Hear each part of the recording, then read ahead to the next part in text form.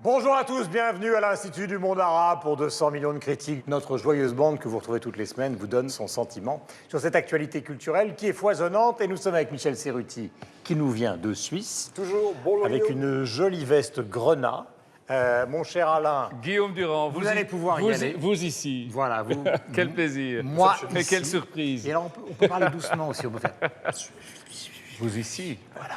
C'est une émission, les gens se précipitent sur leur poste. Je n'entends plus rien. Bonjour Mathieu Dugal, comment allez-vous? Bonjour Guillaume Durand. Bonjour. Et donc, cette jeune femme que le monde entier francophone nous envie. Et au-delà. Voilà. Blouuse roumaine. Tout à l'heure, notre ami Alain disait peut-être réminiscence du Flower Power. Bonjour. Nous sommes une émission cultivée. Nous aimons la culture et nous aimons vous rencontrer à chaque fois, toutes les semaines. Voici le sommaire. 30 ans après sa mort, Chagall est au cœur de l'actualité artistique francophone. Le musée Chagall de Nice expose jusqu'au 22 juin des tapisseries réalisées à partir des tableaux du peintre et les musées royaux des Beaux-Arts de Belgique à Bruxelles proposent de découvrir jusqu'au 28 juin une vaste rétrospective de son œuvre. Chagall, star du printemps, c'est dans 200 millions de critiques. Les monuments historiques français accueillent près de 9,5 millions de visiteurs par an. Mais ils tentent également de vivre autrement. Tournage de films, émissions de télé, mais aussi spectacles vivants. Tout est bon pour les animer et drainer un nouveau public. Est-ce une bonne chose? Nous nous poserons la question. Notre dernier sujet sera consacré aux comédies musicales et au vent nouveau qui semble souffler sur le genre au sein de l'espace francophone et au-delà.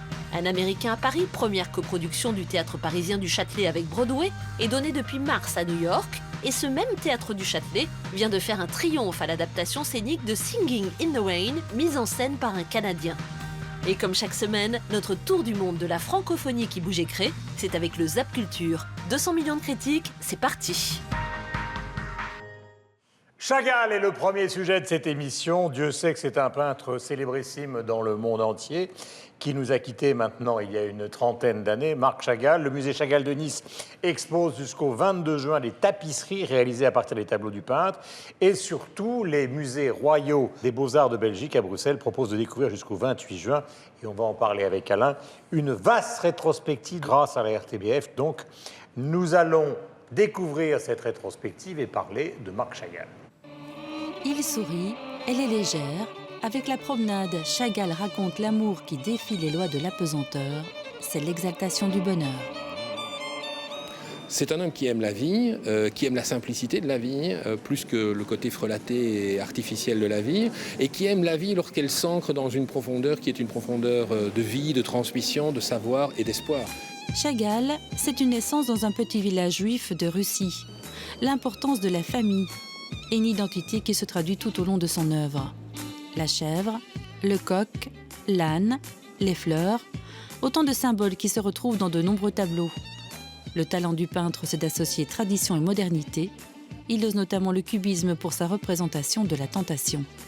Chagall, c'est aussi de la couleur et de l'humour. Il y a chez Chagall une créativité qui n'est pas si éloignée de celle de Bruegel l'Ancien, dans ce sens du détail, de la narration et de ces petits détails qui parfois sont presque à la limite du visible, mais qui vous montrent qu'au-delà de la tragédie, il y a toujours de l'espoir. De l'espoir pour un juif errant dans un siècle tourmenté. Lorsque les nuages s'accumulent au-dessus du peuple juif, sa palette se fait plus sombre. Les ombres prennent de l'ampleur. C'est l'histoire notamment de ce rabbin qui tente de préserver les rouleaux de la Torah. Mais dans l'œuvre de Chagall, la lueur n'est jamais loin de la couleur jaune pour la crucifixion du Christ et une association de toutes les religions pour sauver le monde. Un artiste comme Chagall nous livre aussi un message qui est un message d'optimisme, de joie, en disant juifs, chrétiens, je pense qu'il dirait musulmans aujourd'hui, n'ont pas de barrière. Il faut aller vers une forme de synthèse et d'entente. C'est ce qu'il donne à voir. La crucifixion jaune le donne à voir. Résister à la barbarie et valoriser ce qu'il y a de plus beau dans l'humain. Ça rend Chagall vivant et c'est un merveilleux don qu'il nous fait. Cette exposition, c'est un véritable parcours de vie, un itinéraire chargé de poésie. Une rétrospective à savourer jusqu'au 28 juin au Musée des Beaux-Arts, à Bruxelles. Marc Chagall, donc à Bruxelles. Ce n'est pas fini d'ailleurs pour Chagall, puisque cette année, la Philharmonie de Paris proposera à partir du mois d'octobre une grande expo intitulée Marc Chagall et la musique, 13 octobre, 21 janvier 2016. Voici donc le programme. Vous étiez à Bruxelles récemment, c'est normal, c'est votre J'y suis ville, assez c'est votre régulièrement, pays. oui. Et Chagall est effectivement un immense artiste. Et là, c'est l'occasion une- de le découvrir. Voilà, et c'est une vraie rétrospective. Voilà, c'est une rétrospective, ce n'est pas simplement une exposition. Pour ceux qui connaissent bien Marc Chagall, c'est avant tout l'occasion de voir rassembler en un seul endroit toute une série d'œuvres, dont certaines très renommées, parce que les musées de Bruxelles sont parvenus quand même à obtenir un certain nombre d'œuvres de musées étrangers. Et puis, pour ceux qui le connaissent moins, c'est l'occasion de mieux comprendre son évolution. C'est assez didactique sans être pesant, hein. Il y a des explications qui sont quand même très bien faites et qui prennent le visiteur quand même pour quelqu'un qui est capable de percevoir et de comprendre. C'est pas toujours le cas, mais là, c'est vraiment C'est comme ce 200 qu'on millions de rencontre. critiques. Voilà, exactement. On ne prend pas les gens pour des cons, mais on pense quand même qu'on peut leur apprendre quelque chose. Et je dois dire qu'on voit surtout, et c'est ça qui m'a particulièrement marqué, toutes les influences, la culture juive, la Russie, les traditions populaires. C'est ça qui, à mon avis, est le plus riche dans cette exposition, c'est de voir toutes les racines qui émergent dans les œuvres. Je pense que c'est ça qui est l'aspect le plus émouvant de cette rétrospective, dont on sort quand même en ayant l'impression d'avoir vécu un moment intense et d'avoir appris des choses.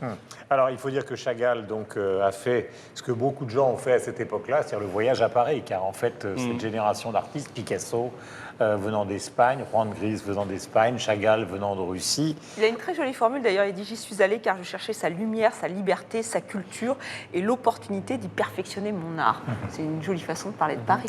Mais ce qui me fait rire, c'est quand il dit aussi « J'en ai assez de Chagall, je suis fatigué de moi-même, pourquoi vouloir encore parler de moi ?» Alors il fait le faux modeste, mais c'est vrai que Chagall, on a l'impression qu'on peut le mettre à toutes les sauces. Alors là, c'est une vraie rétrospective, mais moi je suis allée voir au musée du Luxembourg, je crois que c'était Chagall entre guerre et paix, on a fait Chagall et la Bible, Chagall et les fables de La Fontaine, maintenant il y aura Chagall et la musique. C'est vrai qu'on sent que ça inspire les commissaires et on sent surtout que beaucoup de gens aiment Chagall. On est certain en programmant une exposition sur Chagall qu'on va voir du grand public.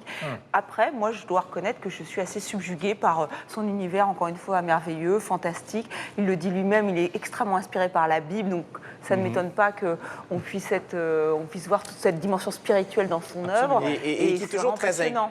qui est très incarné, parce que bon, le violoniste, c'était son oncle Oui. qui lui a fait découvrir la passion de la musique. Ben, j'adore les violonistes. Et ce qui est intéressant, oui, mais en même temps, on voit qu'il y a des thèmes qui reviennent et c'est quelqu'un qui est resté quand même toujours proche de ses racines religieuses. C'est très clair dans Même dans la s'il a été, les sirènes surréalistes, on a voulu aller le chercher, on a voulu en faire un membre des surréalistes et lui, il ne se sentait pas trop à l'aise là-dedans et eux non plus, d'ailleurs, ne comprenaient pas sa fascination pour les thèmes religieux. Et c'est quand même un homme qui a dit qu'il aimait la Bible et que pour lui, la Bible, c'était une tragédie humaine. Et je pense que ça résume bien la fascination de Chagall pour ces thèmes-là, tout en n'ayant pas une position de quelqu'un qui défend la religion à tout prix. C'est jamais... C'est quelqu'un qui ne coupe pas ses racines, C'est ça. mais les réinterprète. Absolument. Et c'est pas un regard sur la religion qui est moralisateur. C'est pas un regard sur la religion qui est formaliste. C'est quelqu'un qui vraiment croyait profondément, mais qui se servait du rapport à la Je vais religion montrer un tableau comme religieux, justement.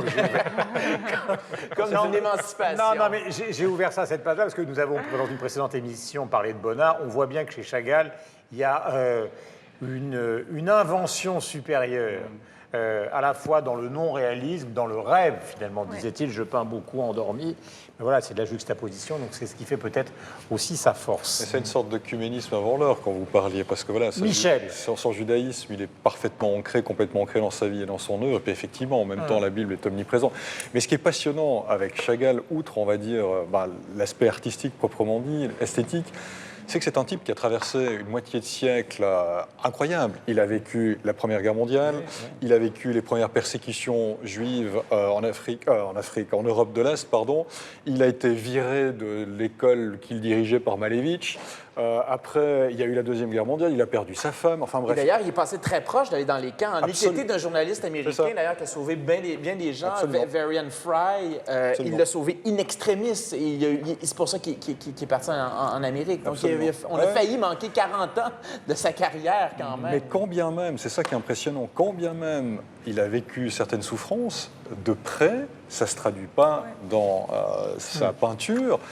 Il a également, quand bien même, il a été continuellement en contact avec d'autres courants, avec d'autres réalités, quand il est venu à Paris, quand il a voyagé en France, quand il a été en Allemagne. Enfin bref, il a bougé, il est resté fidèle à lui-même, il a continué d'avancer dans la vie comme ça, avec cet optimisme qui le caractérise. Et puis, comment ne pas montrer son sourire? Parce que Chagall lui-même, c'est un peu comme... c'est qu'un peu comme Rostropovitch ou Arthur Rubinstein, c'est un personnage. Il est rentré dans la culture populaire aussi comme Picasso. Il a eu ce statut, ce n'est pas un personnage très retiré comme Matisse, etc. Ce statut de superstar complètement assumé. Et ce sourire, évidemment, est un sourire célèbre dans l'histoire de la peinture. Non, mais juste, Estelle. non, mais ce qui est amusant, c'est le plafond de Garnier. Je ne savais pas qu'il y avait eu une polémique, enfin que vraiment il y avait tout. Enfin, il y en avait beaucoup qui étaient vent debout sur le fait que lui réalise ce plafond. Et maintenant, on vient aussi à l'Opéra Garnier pour voir le plafond Chagall. Et il semblerait que même le jour de l'inauguration, les journalistes aient tenté de trouver des gens, des voix dissonantes pour dire non, c'est vraiment ce plafond ne va pas là où il est. Et c'est vrai que c'est juste simplement magnifique. Et ça me transporte. Et c'est intéressant parce que on l'a comparé beaucoup au surréaliste et lui avait un rapport à l'imagination. On sait que chez les surréalistes, l'imagination, c'était un acte du subconscient qu'on objectivait. Eh bien, lui, le rapport à l'imagination, il venait, et ça, il l'a dit, d'une maîtrise des traditions et d'une maîtrise du métier. Alors, c'est un complet renversement sur ce qui était la mode quand même à l'époque. Alors, on sent que c'est quelqu'un qui a gardé quand même une indépendance d'esprit qui est quand même... Il faut quand même se replacer à l'époque là, avec...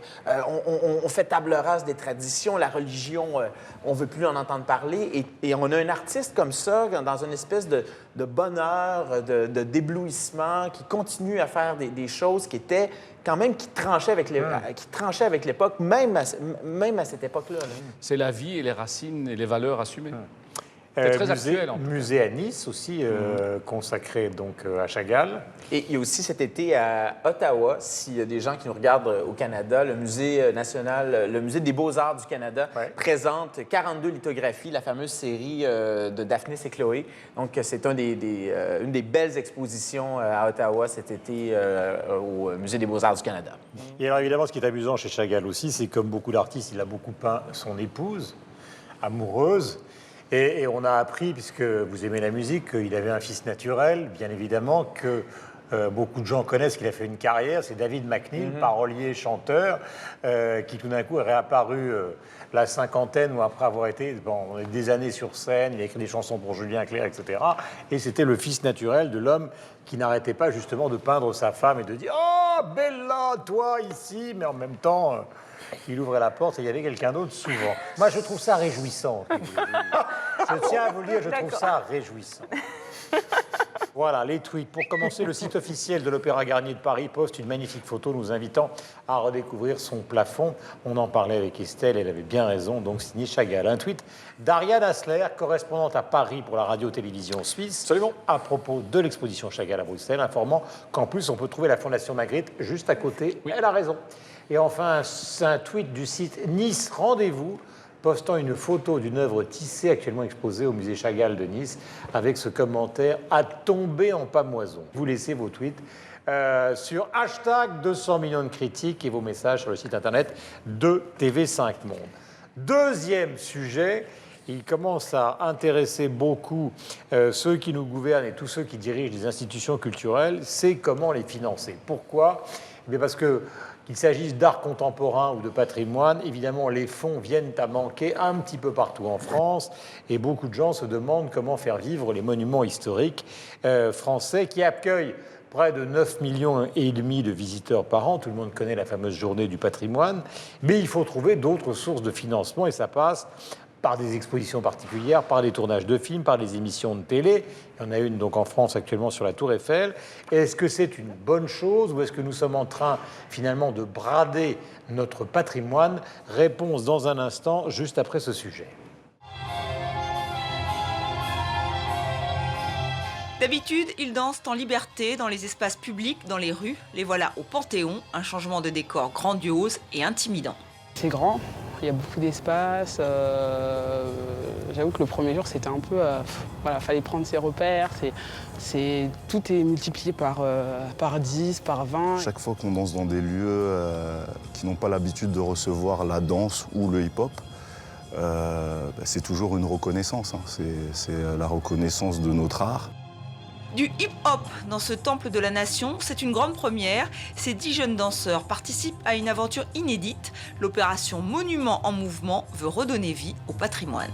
La danse, c'est un art que tout le monde peut comprendre. C'est l'art du corps, c'est l'art qui est à la portée de beaucoup et qui introduit du mouvement, de la vie dans ce que les monuments peuvent avoir de statique.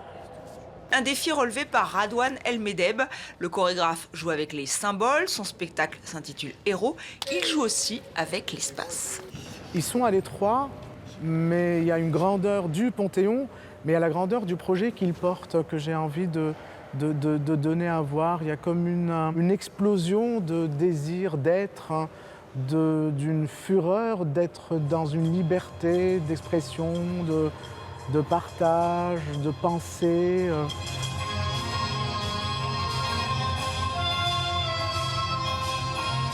Pour moi, ces jeunes, c'est des héros d'aujourd'hui, des temps modernes.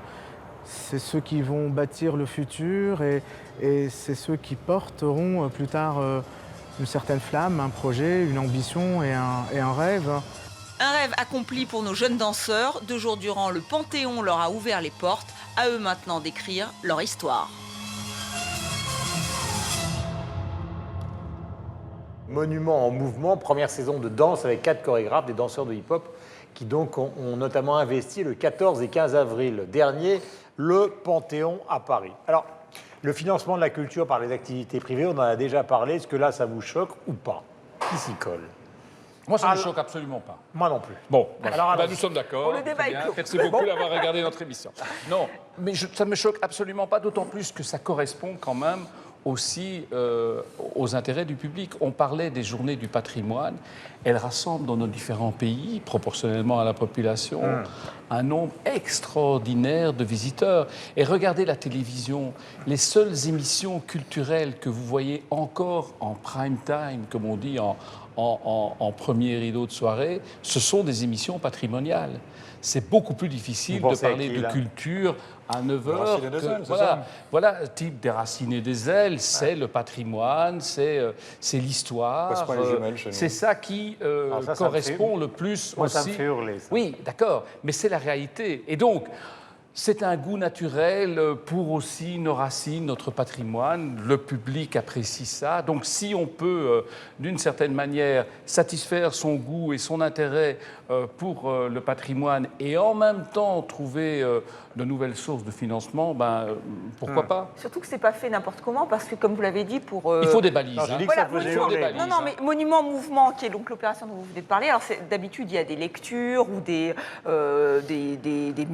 spectacles de musique. Voilà. Là, c'est de la danse, mais ils ont demandé aux chorégraphes vraiment d'avoir une certaine ligne éditoriale, puisqu'il fallait parler de l'existant, de la mémoire, de l'héritage. Voilà. Donc, ce n'est pas non plus faire n'importe quoi, n'importe où. Et en plus, là, il y a une volonté, vous allez encore vous allez adorer mon côté démocratique, c'est-à-dire que Radouane El Medeb, le chorégraphe, il est allé recruter des danseurs au 104, un lieu qui est connu à Paris, pour être ouvert sur le reste du monde. Et ces danseurs ne sont pas des danseurs professionnels, c'est des jeunes qui font du hip-hop, qui viennent danser, et d'un coup, on leur dit, on les sélectionne et on leur dit, tu vas danser au Panthéon. Je trouve que ça a une certaine charge. Je trouve ça très bien.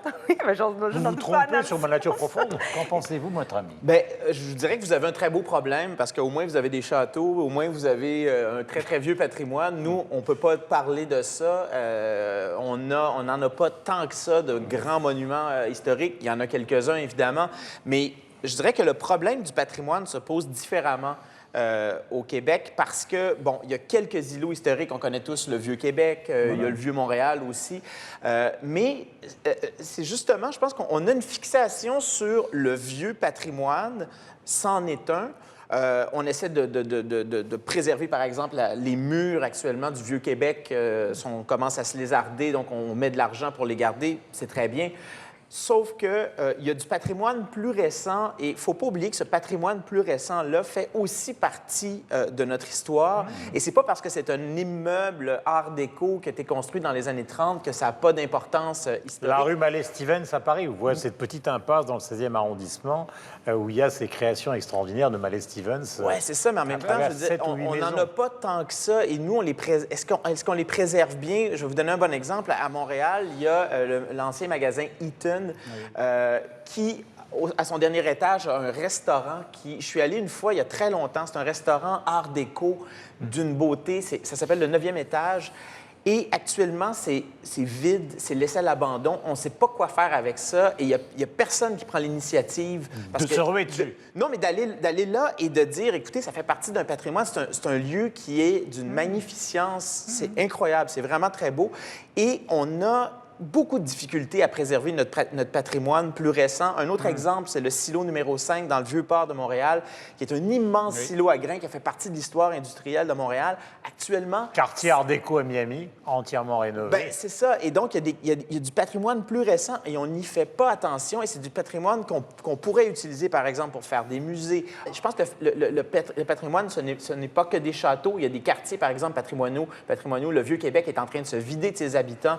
Il y a de moins en moins de services. C'est ce qui est criant actuellement dans le rapport au patrimoine, en tout cas au Québec, c'est davantage ça que... Alors, mais en Allemagne, ils le font. Non, mais juste en Allemagne et en Belgique, ils le font. Là, absolument. Je parle du patrimoine industriel. La Hochstrenal se passe dans des lieux industriels, des anciennes mines, des anciens abattoirs qui ont été rénovés. Donc, je pense que c'est des pistes que mais pas nécessairement, pour en faire des lieux culturels où ça peut être des lieux mixtes. Ce qui est intéressant, par exemple, chez nous et notamment à Bruxelles, les anciens établissements d'Elvaux, pour ceux qui connaissent, derrière, il y a des anciennes écuries qui ont été transformées pour en faire des espaces pour des start-up et des jeunes pousses innovantes, etc. Et donc, parfois, on a une rencontre entre de vieux bâtiments industriels ou à vocation qui étaient liés à une activité commerciale et qui se retrouvent aujourd'hui intégrés dans un remaillage de nouvelles industries. Michel Cerruti. Non, la question que je me pose, c'est quel passé est-ce qu'on veut? Parce que... Qu'est-ce qui se passe en Suisse dans ce domaine-là? La Suisse a aussi... Alors, on n'a évidemment pas le même patrimoine architectural que peut l'avoir la France, parce qu'on n'a pas eu d'aristocratie, de royauté, de colonies et autres, donc il n'y a pas de monuments guerriers ou autres. Enfin voilà, mais il y a un vrai patrimoine existant. Il y a des petits châteaux en Suisse. Oui, pour lequel on a commencé à se soucier, notamment à la fin du 19e siècle, parce qu'avec la deuxième partie du siècle, il y avait le début de l'industrialisation, donc on commençait à vouloir éliminer certaines pièces, donc on s'est dit à ce moment-là, peut-être qu'il faudrait quand même qu'on fasse attention. Donc il y a cette réflexion. Il y a aussi des soucis d'argent pour conserver tout ça. Qu'est-ce qu'on fait? Mais la question, moi, fondamentale que je me pose par rapport à ce sujet, c'est quel passé on veut. Parce que finalement, aujourd'hui, à travers une certaine monétarisation du passé, ou le fait de mettre en avant des objets qui nous entourent, on a tendance à les rendre intéressants d'un point de vue purement financier, mais à oublier la signification qu'ils ont ou qu'ils peuvent avoir. Or, comme écrivait Goethe, une phrase que j'admire et que j'aime beaucoup dans Faust, il écrivait « Celui qui n'apprend pas de 3000 ans d'histoire vit au jour le jour ». Et c'est un petit peu ce qui risque de nous arriver. Parce qu'aujourd'hui, les monuments, pour autant qu'on réussisse à les conserver, on n'arrive plus à les appréhender véritablement dans la signification qu'ils ont. J'ai l'impression, au niveau sociétal, on les voit pour ce qu'ils valent. Quand vous allez dans un musée, alors simplement... c'est intéressant. Je vais vous donner un exemple concret, vous allez me dire ce que vous en pensez. C'est un exemple publicitaire. Oui. Célèbre marque où on voit Charlize Theron qui se déshabille en traversant justement un couloir de Versailles.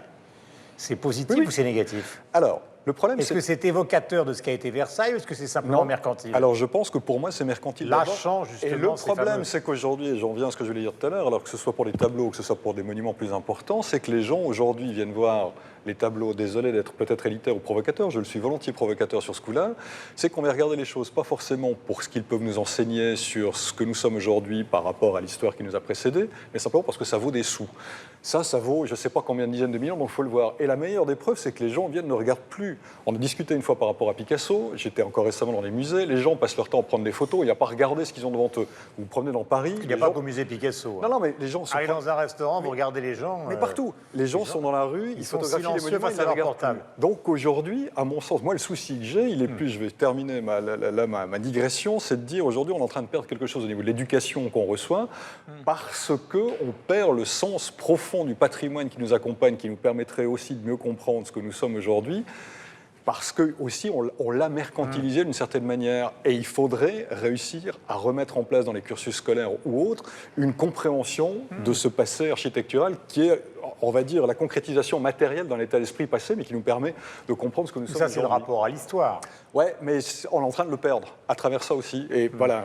C'est-à-dire qu'il ne faut pas que ce soit simplement soit de la mercantile, Non. soit une sorte de mélancolie rance perpétuelle qu'on vous sert, c'était mieux avant. Regardez, c'est pas regardez mieux le avant. Mont-Saint-Michel, quoi. Mais je reviens à Goethe, et ça nous permet de comprendre, je m'excuse, ça nous permet de comprendre aujourd'hui où nous en sommes, et on a tendance des fois à le voir. Regardons l'histoire aujourd'hui, on a tendance un petit peu à oublier les enseignements d'histoire passée et à répéter certaines fautes, parce que voilà, alors il ne faut pas vivre dans le passé, mais il faut peut-être quand même plus s'ancrer dans un certain... Estelle. Je sais juste Paris, par exemple, a lancé une mission cinéma pour promouvoir, pas pour promouvoir, mais c'est vrai que ça permet, cette mission cinéma permet des tournages dans des lieux emblématiques de Paris. Alors ça peut être juste, peut-être que ça, on en a peut-être déjà parlé de cette mission cinéma qui existe depuis 2002. Il y a 950 tournages par an. Et c'est vrai que c'est intéressant aussi de montrer Paris et ça fait une publicité. Alors on en arrive au côté mercantile, c'est-à-dire que c'est peut-être aussi pour ça, ça diffuse l'image de Paris à travers le monde, les gens viennent, ça fait travailler des gens parce qu'il y a des équipes de tournage qui viennent. Moi, par exemple, pour être souvent à Montmartre, on voit qu'il y a souvent des équipes soit de publicité, soit de cinéma. Ah oui. Alors là, est-ce qu'on fait du mercantilisme ou est-ce qu'on aide à la promotion de Paris? Ça, Moi, ça a je pense été le qu'on truc trouve les deux. génial, même si les films n'étaient pas tous bons, de Woody Allen, qui s'est fait financer tous les films européens récents, de Matchpoint à Londres. Après, il a fait Vicky Barcelona. Paf. Alors, il a eu la municipalité de Londres. Après, il a fait Barcelone. Après, il a fait Rome. Et il a terminé en faisant le film, justement, mais nostalgique pourquoi? sur le Paris. Et à chaque fois, tiroir caisse, merci Mais Woody. pourquoi est-ce qu'il peut faire ça? Et ça, moi, je pense que ça nous ramène à un discours sur ce qu'on crée aujourd'hui. Parce que le patrimoine, on a tendance à penser, c'est le passé. Le patrimoine, il se construit aujourd'hui. Oui. Et moi, je prends l'exemple du Québec et je pense que je partage l'avis de bien des Québécois et je ne veux pas froisser les architectes là-bas, mais on a actuellement un rapport à ce qu'on construit, mais qui est complètement pervers. On idéalise, par exemple, dans la ville de Québec, le passé. On est content de nos murs, on est content de nos vieilles pierres, mais ce qu'on construit Ben, actuellement... nous, regardez derrière. Hein. Mais non, mais justement, Notre-Dame, la Tour Eiffel, Guillaume... là-bas au fond, le Sacré-Cœur. Oui, mais justement, Guillaume, le patrimoine, il se bâtit aujourd'hui. Alors, si on est content de voir justement, parce que ça rapporte manifestement des milliards de dollars, ou je sais pas, dans les villes, non, mais dans les villes partout dans le monde. Pourquoi? Parce que des gens se sont donné la peine, jadis, de construire des trucs qui allaient durer. Aujourd'hui, en tout cas, au Québec, l'état de l'architecture, je regrette, mais c'est absolument déplorable. Ce qu'on construit, en général, c'est des trucs, mais affreux. Il commence à avoir nous, on a le problème inverse. Non, mais il commence à avoir une prise de conscience, mais on construit n'importe quoi, n'importe comment. L'urbanisme, c'est lamentable actuellement, l'urbanisme des villes. Et on se retrouve à construire des trucs aujourd'hui qui ne durent pas, dont on ne sera jamais fier dans 20, 25, 30 ans. Et on idéalise à côté de ça le vieux Montréal, le vieux Québec, nos vieilles pierres, quand aujourd'hui, le patrimoine qu'on construit, il ne durera pas. Alors, les tweets que voici. Premier tweet du site Les Chroniques d'un petit rat parisien saluant le spectacle au Panthéon à Paris du chorégraphe Radouane El Medeb, on en parlait tout à l'heure. Tweet du site des fans francophones de Rihanna, qui postait des photos du tournage du spot publicitaire de Rihanna pour une célèbre maison française, tournage ayant lieu, vous l'avez deviné, au château de Versailles. Tout passe à Versailles pour cette marque.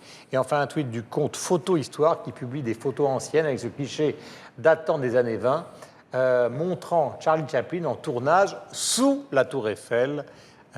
Voici donc pour ces tweets. Laissez nos tweets bien évidemment avec le hashtag 200 millions de critiques et vos messages sur le site internet de TV5 Monde.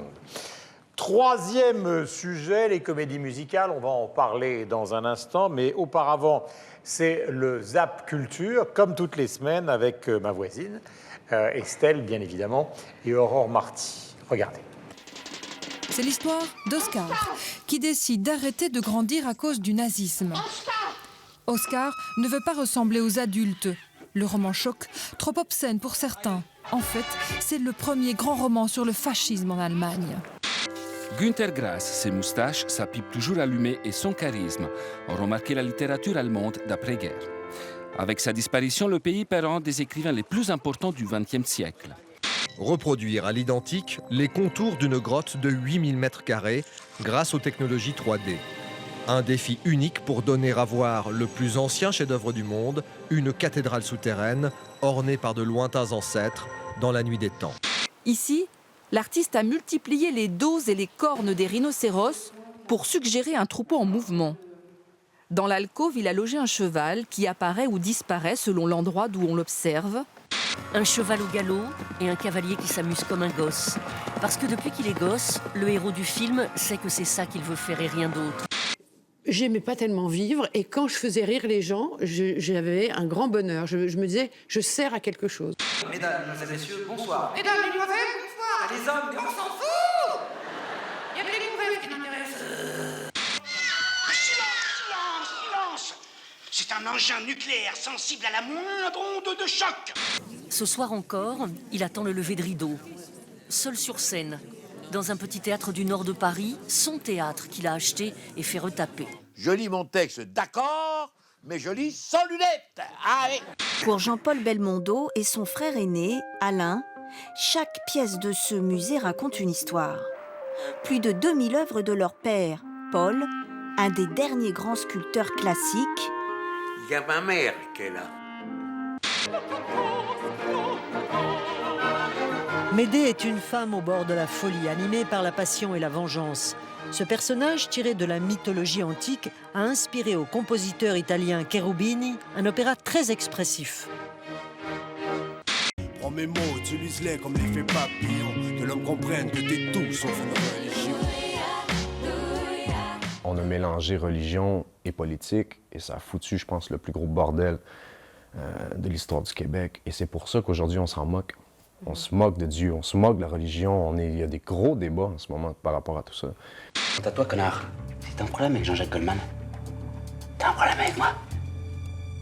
Nos langues à nous n'ont pas du tout la même cadence. Chez nous, ça va être ah, moi tiens quoi, je t'aime et toi, tu ne m'aimes plus. Tant pis pour moi, n'en parlons plus.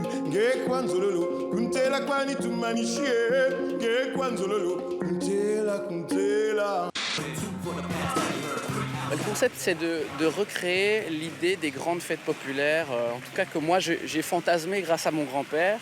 Et j'avais envie de reproduire un petit peu cette idée que tout le monde peut se mélanger autour d'un espace. Oh, en Belgique? Vous voulez dire avec les Belges? Oui, je sais. J'aurais dû prendre les Grecs. Les créations de comédies musicales et les grandes comédies musicales historiques, vous les connaissez parce que beaucoup d'entre elles ont été redonnées et produites au Châtelet à Paris. Le Théâtre du Châtelet qui a monté avec un metteur en scène donc canadien l'adaptation de Singing in the Rain avec un immense succès. Je vous propose de revenir avec un sujet de nos confrères de France 2 sur cette aventure et nous parlerons ensuite de ce vent nouveau qui semble souffler sur la comédie musicale historique rénovée. I'm singing in the rain, just singing in the rain. What a glorious feeling, I'm happy again. C'est une chanson éternelle qui donne le sourire. Dan Burton, qui reprend le rôle de Gene Kelly, avait 12 ans lorsqu'il a vu le film pour la première fois, son premier coup de foudre. Je ne suis pas assez arrogant pour dire je vais le faire à ma façon. Ce qu'il fait est brillant, alors je veux juste essayer d'apporter un peu de moi-même dans ce rôle. L'action se déroule à Hollywood en 1927, à l'aube d'une révolution. Le premier film parlant va sortir, le muet vit ses dernières heures. Les comédiens se ruent chez les professeurs de diction. Moses, he noses. His toesies aren't roses. A toad is a toes. Et la leçon devient chanson. The Moses, the roses, the Moses supposes erroneously.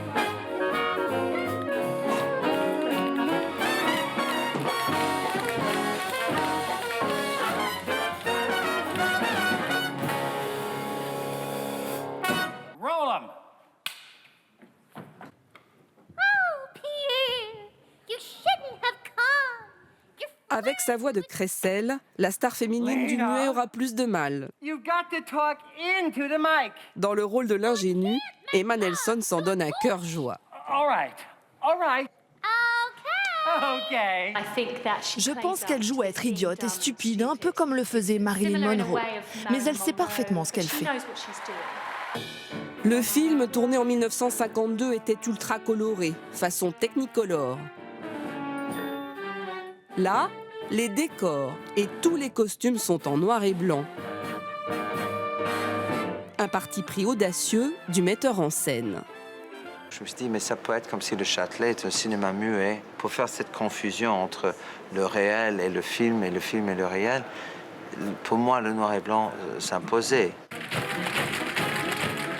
Avec 30 artistes sur scène, une quarantaine de musiciens dans la fosse, ce spectacle surtitré en français tient toutes ses promesses. C'est Broadway sur scène.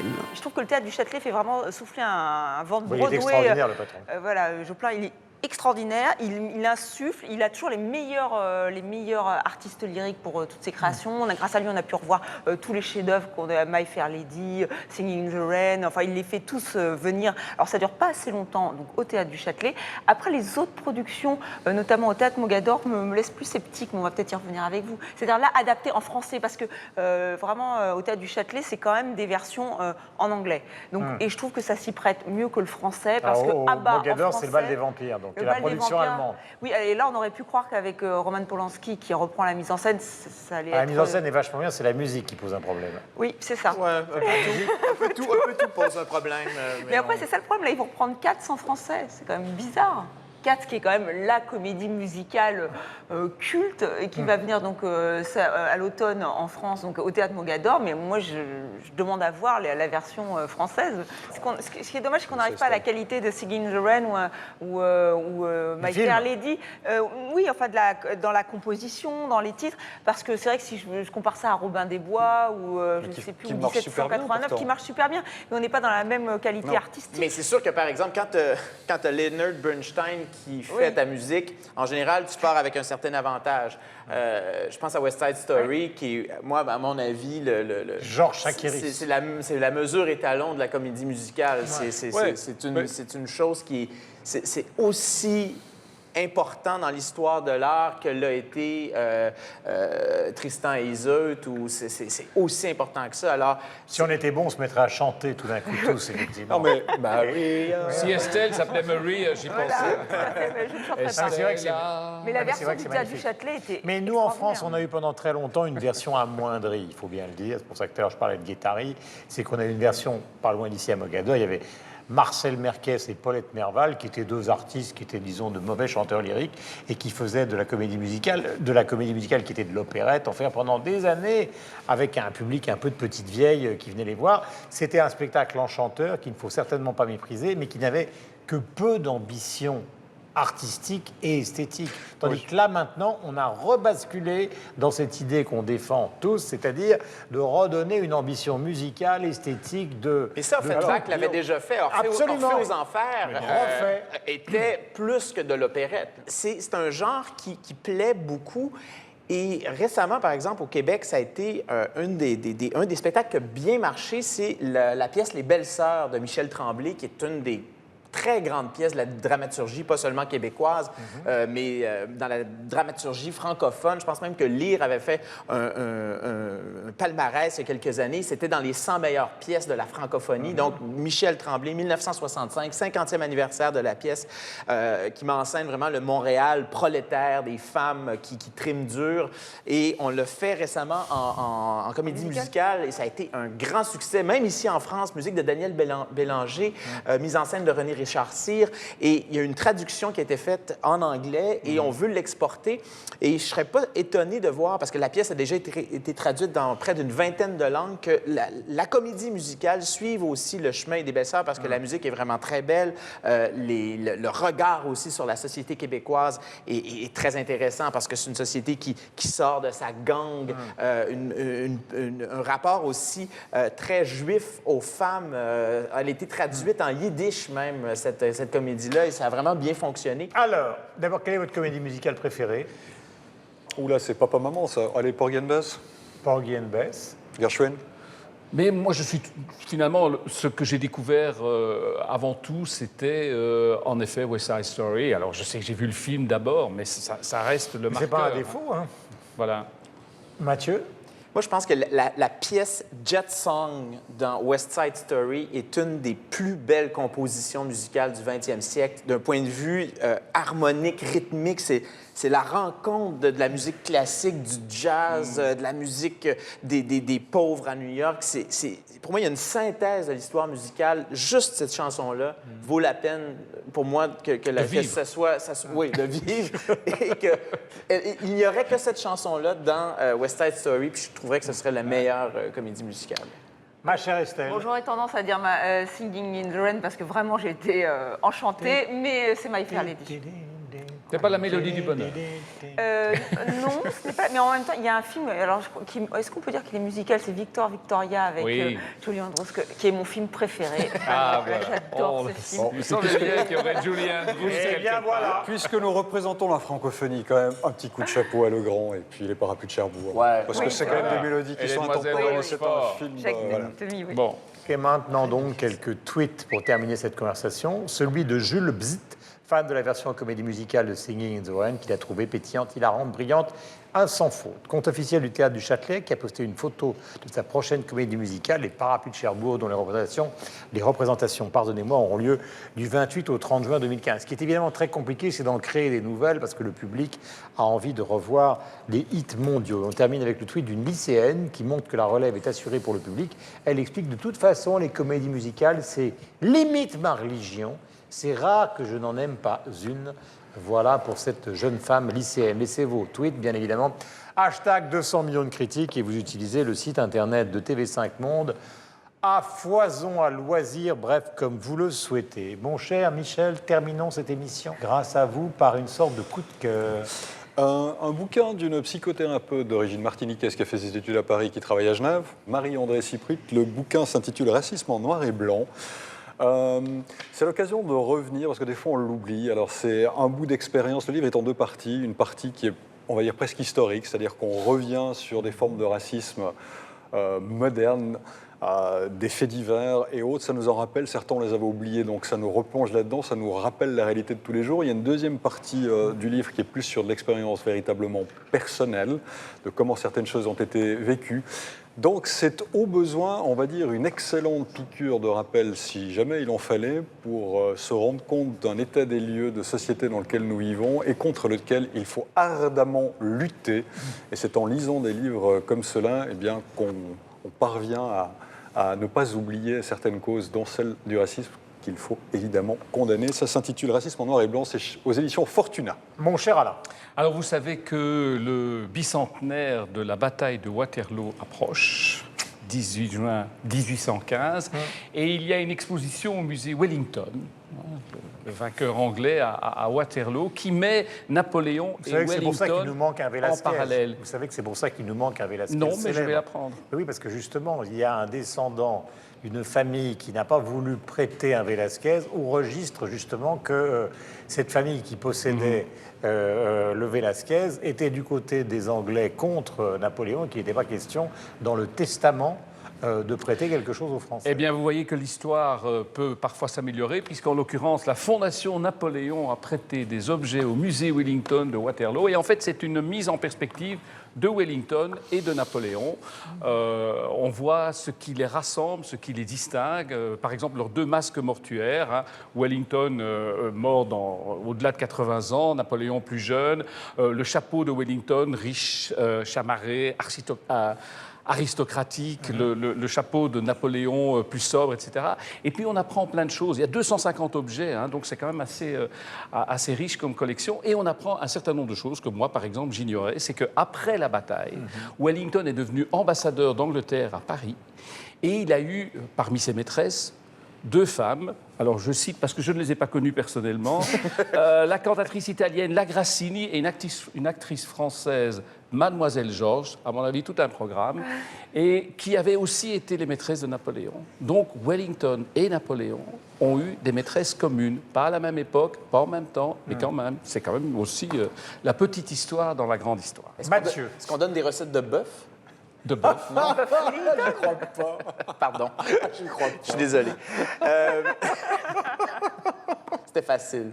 Je vais essayer de faire amende honorable avec un livre. En fait, moi, j'essaie toujours d'élargir la notion de culture en englobant la culture scientifique. Je trouve ça fait aussi partie de la culture générale. Et c'est une plaquette, vraiment, c'est très bien fait. Ça s'appelle « Y a-t-il eu un instant zéro ?» Ça parle des débuts de l'univers. C'est un physicien français qui s'appelle Étienne Klein, docteur en philosophie des sciences. C'est mis en image par Guillaume Desgers, qui est professeur à l'École supérieure des arts décoratifs de Strasbourg. C'est dans la collection Gallimard Jeunesse, mais je pense que quand on parle de physique, on est tous très jeunes et ça fait pas de mal de se faire parler comme à un étudiant de première. Alors, y a-t-il eu un instant zéro? Une très belle réflexion sur la notion de temps et de début du temps. C'est vraiment fascinant, ça se lit tout seul. Donc, il a beaucoup de talent. Vous savez qu'il avait écrit un livre sur Ettore Majorama, qui est ce physicien italien génial de 38 ans qui a disparu au large de la Sicile un beau jour après avoir été à Darmstadt avec les grands physiciens de la physique quantique. Est-ce qu'on parle d'un soda zéro à la mode? C'est la réponse. C'est interprété pour un rendu. Au bœuf Wellington. À l'œuvre graphique d'Adonis. Ah, tout simplement, voilà, un recueil, alors effectivement, qui permet de revoir l'exposition qui se passe en ce moment à la galerie Azzedine Alaïa, le couturier. Il a une galerie dans le 4e arrondissement, rue de la Verrerie. Donc, si vous ne pouvez pas aller découvrir ces œuvres visuelles, donc du peintre, enfin, si on peut dire peintre, mais c'est surtout un poète syrien, Adonis, qui est une des figures de la poésie aujourd'hui. Alors là, c'est encore plus simple que le vôtre, je pense, puisque ce sont donc des œuvres visuelles que vous pouvez voir ici. Il fait des collages, il y a beaucoup de calligraphie arabe. Et il y a aussi une discussion qui est très intéressante entre Azzedine Alaïa et donc Adonis, et aussi Adel Abdesemed, qui est donc un créateur, un plasticien d'origine algérienne. Absolument. Et donc voilà, ils discutent Français. tous les trois français. Et donc c'est assez passionnant. Moi, je connaissais mal l'œuvre d'Adonis. C'est aux éditions Actes Sud. Voilà, mon coup de cœur est tout simplement une petite histoire, parce que tout à l'heure, Mathieu vous parlait de l'utilité des sciences. On en avait d'ailleurs bavardé entre nous. Oui, je reviens à Velázquez pour terminer. C'est l'histoire justement de la radiographie. Vous savez que le grand tableau de Velázquez, c'est les Ménines. Que sur les Ménines, tout le monde a écrit tout et n'importe quoi, puisque c'est une énigme. Le peintre, le roi qui est dans la glace, les Ménines qui se promènent, etc., etc. Et jusqu'à Michel Foucault, on a écrit tout, notamment dans la préface des mots et choses, sur ce tableau, ce que ça voulait dire, etc., etc. Alors Foucault, prise de tête, années 70, c'est la représentation de la représentation. D'autres disaient c'est un tableau dynastique, en fait. Philippe IV d'Espagne investit les Ménines, et comme Velázquez était un courtisan, c'est l'infante qu'on voit au milieu. Et en fait, c'est pour ça que je vous en parle, parce que c'est un livre qui arrive. Il y a la directrice du Prado, elle en a eu par-dessus la tête de tout ça, parce qu'il y a eu, je crois, 500 ou 600 livres qui ont été écrits sur les Ménines. Alors elle a dit, maintenant, on va prendre les moyens contemporains de la science, la physique, le rayon X, etc.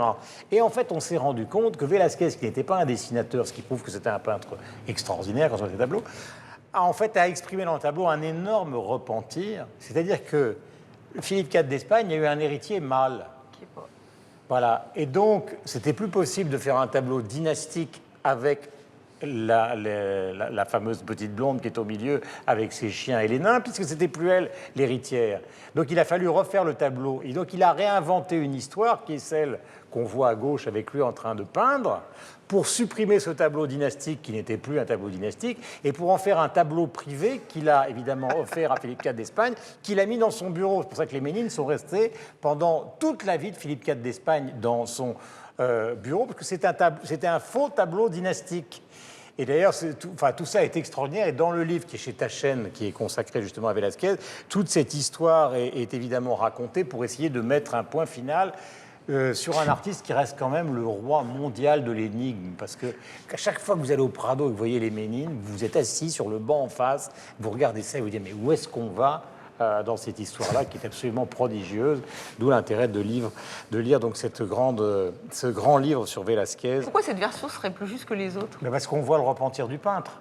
On voit bien ce qu'il a voulu faire puisqu'il a gommé une partie de ce qu'il avait fait. C'est une version qui est donnée. Pourquoi une autre version serait... Vous ne croyez pas les rayons X, c'est ça? Non, c'est-à-dire que là, elle a un problème avec la directrice du Prado. Elle ne peut pas la supporter. Non, je ne la connais absolument pas, mais... Les rayons X nous mentent. N'oubliez pas ça. C'est vrai. Nous sommes l'émission où les rayons X nous mentent. C'est quoi cette histoire de rayons X? C'est un film de Marc Dorcel. C'est un film de Marc Dorcel. Tu regarderas l'émission. Tu écouteras l'émission. Ça suffit, Marc. C'est la seule émission où on passe de Marc Dorcel à Velázquez. Et on diffuse en plus cette pensée ô combien particulière dans le monde entier. Pardonnez-nous, nous allons revenir bien évidemment la semaine prochaine. Et nous sommes ravis de vous rencontrer, en tout cas à chaque fois.